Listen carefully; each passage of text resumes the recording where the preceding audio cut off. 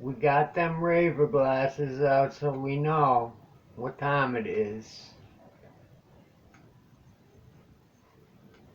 Acid Story Volume 3. Well, I met this kid named Shadow while I was tripping out listening to the Opaque Brotherhood from Dark Lotus, one of my favorite Dark Lotus albums.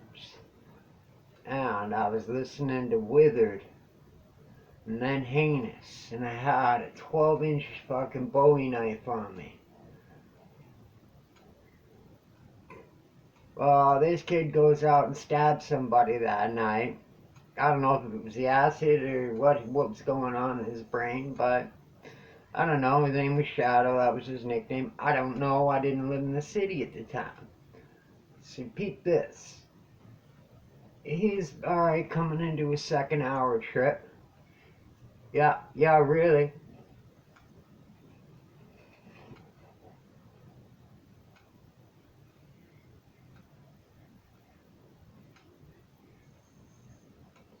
And I share an ecstasy pill with him, a half a pill, just to bring him out because he starts having this weirdo trip.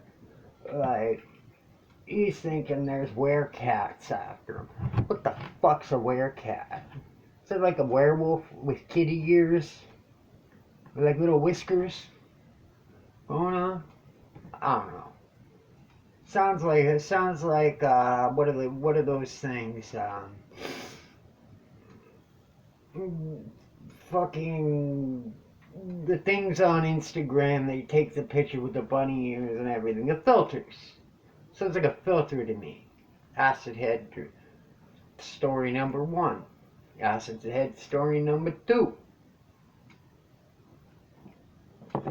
Me and Courtney were gone, and we were strung out on acid for a week, and we're hanging out in a park beside a cop down the road from the acid dealer's house, making everything totally obvious, but we didn't give a fuck.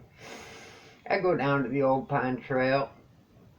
We're sitting in the field talking to a few people, and we come up. My buddy comes over, he's like, "Do you need anything?" I'm like, "Yeah, I need an OZ." He says, "How much is that?" It's 165.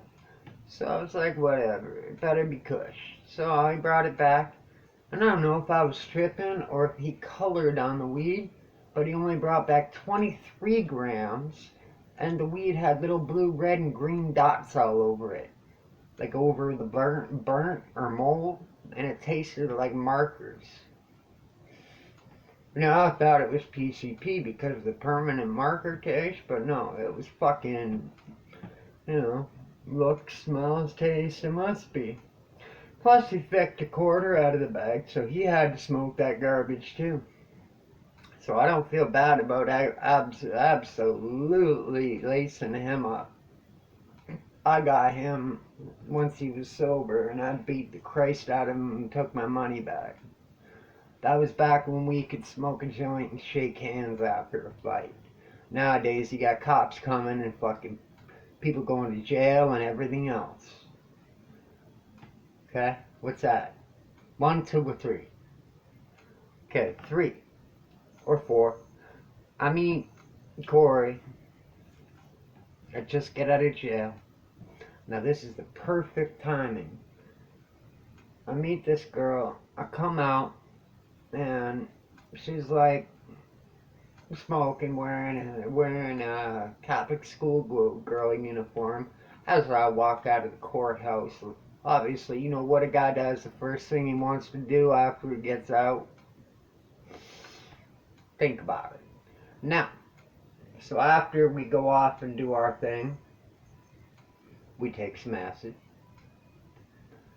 and we took some ketamine. And throughout the entire night, we just had her girlfriend, her, and me up in a studio apartment with this one kid. I swear to God, it was her girlfriend's boyfriend, and he wore face paint like a juggalo. This is Halloween, so he's like I'm gonna be a juggalo for Halloween, thinking it was cool just to be a juggalo and paint your face. So I kind of made fun of him all night. I said, man, I give you a cigarette because he kept asking for cigarettes. I said, I give you a cigarette, but I'm afraid that you're gonna say I'd tell you suck my dick and you would. And you know what? Kid's like, yeah, you are pretty hot. I've never gone back to that place, but I carried on a relationship with Courtney, as you know. Anyway, two tree peace out. Two up, one down for Minotti.